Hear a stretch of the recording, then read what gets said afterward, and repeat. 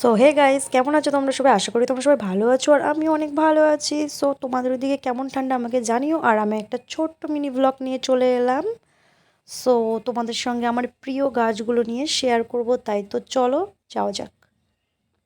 এই দেখো আমার সেই ঘাস ফুলের চারা। এটা তোমরা কি বলো, তোমাদের ওইদিকে কি বলে আমাকে জানিও কমেন্টে। তো আমার এখনও ফুল ফোটেনি, দুঃখের বিষয়। আর এটা হচ্ছে বাঁশ গাছ। আর এটা তো টাইম ফুলের চারা, দেখেইছো এর গাছে ফুলগুলো। তো আজকে ফোটেনি আর কি। আর আমার ঝাল চারাটা তোমাদেরকে দেখাই। এই যে হচ্ছে আমার ঝাল গাছের ছোট্ট ছোট্ট চারা বেরিয়েছে। সেই ছোট ছোট ছিল, মানে যখন আমি দানা ছড়িয়েছিলাম তখন তোমাদেরকে দেখিয়েছিলাম। আর এই যে আমার গাছ বেরিয়েছে, জানি না আমি এতে আদৌ বড় করতে পারবো কিনা, বা এর ঝাল খেতে পারবো কিনা। সো দেখা যাক কি হয়, তোমাদেরকে সবই শেয়ার করব। সো আমি তো সকাল সকাল উঠেছি, যার জন্য ঘুম পেয়ে যাচ্ছে। তো আমি এখনও খাওয়া দাওয়া কিছুই করিনি, আমি চান করব।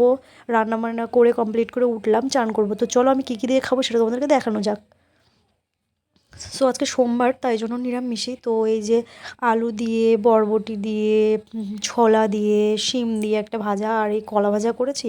যেহেতু আমি একা খাই ওই জন্য ছোটোখাটো রান্না সব। আর আজকে সোমবার তো তাই নিরামিষই। আর করেছি হচ্ছে তোমার কুমড়ো, আলু, সয়াবিন। তাছাড়া আর কিছু করিনি। এই যে আমি একটু সাদামাটা রান্না, আমি ভালো রান্না পারি না, যাই যেইটুকু পারি সেইটুকুই তোমাদের সঙ্গে শেয়ার করছি আর কি। সো আর এই যে ভাত, সাদা ভাত, হোয়াইট রাইস।